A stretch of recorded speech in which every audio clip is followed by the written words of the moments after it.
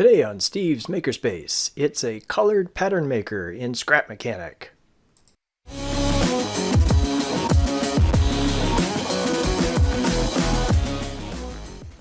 Hi everybody, Steve from Steve's Makerspace here. I'm very excited to show you the new build using the Modpack, the colored pattern maker. First, I want to introduce you to a new companion of mine. This is Chloe. Chloe's going to be joining me from now on. She's a budgie, and you'll hear her chirping every now and then during the video. You're not going crazy. It is a bird chirping. All right, let's get into the video. Here's the pattern maker I made a little over a year ago. Warning to anybody with epilepsy, there'll be some flashing lights here. This is the randomizer that Tetrajack made for me that creates the randomness to the pattern. So this works by having a light come on, it stays on for a short time, and then it goes off. There wasn't this glow when I first made it, the dynamic lighting got added later.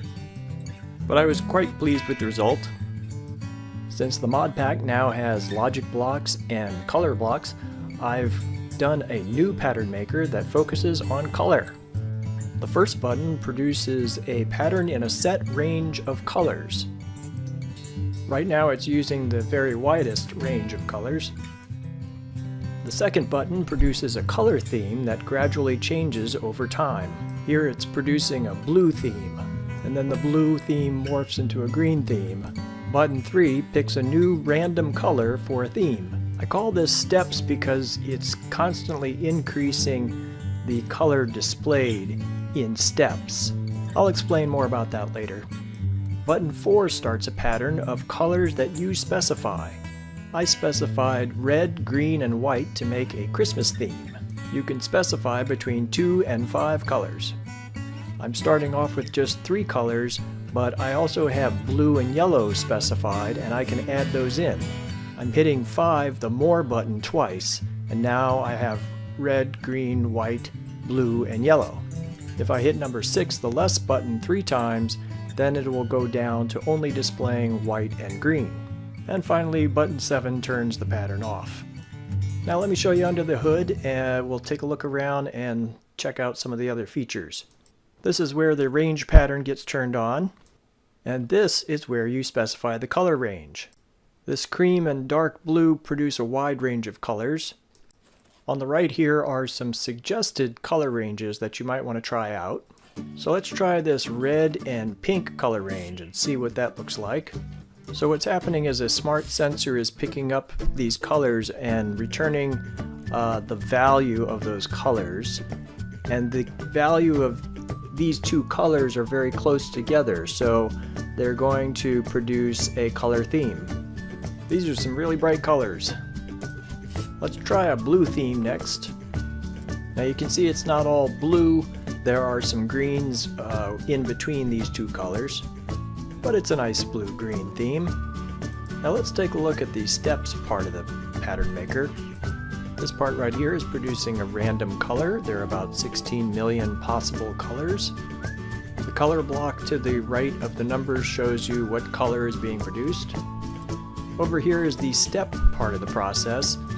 Right now, every 4 ticks, it produces a new color that is 247 more than the previous color. These 2 buttons change the length of the steps between colors. A very low step value would produce a very gradual change in colors. Now let's look at the section that controls the specific colors. There are smart sensors behind these colored blocks. You can paint these whatever color you want. Let's pretend it's Easter and we'll want some pastel colors. We'll increase this from 2 colors to 4 colors. And let's take a look. And here we have a lovely pastel pattern. Now let's try some more earthy tones. And here's that pattern. Now let's look at how the pattern itself gets generated regardless of the color.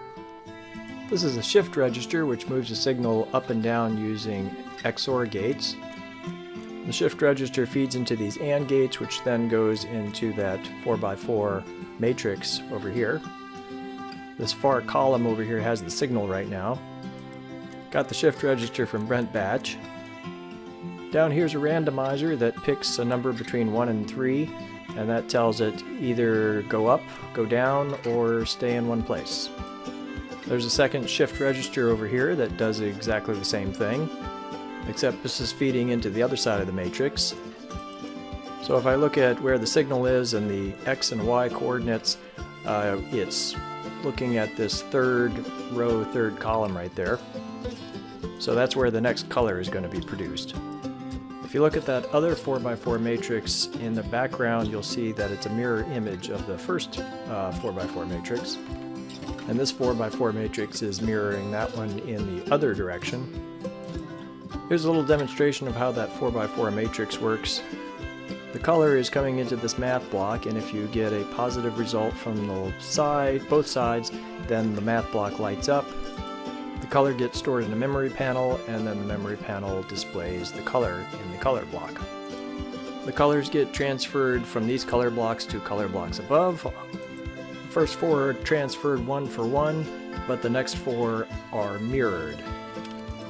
So from above, the 4x4 panel on the right in glass, covered in glass, is the original pattern, and now I'm outlining the other 4x4 matrices that are a mirror image of this first 4x4.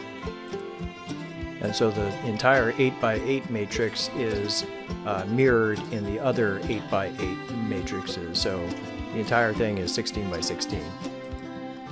And here's all the spider webbing for those who like to see that sort of thing. This build wasn't really as bad as you might think. The 8x8 matrix I copied on a lift and just rotated it.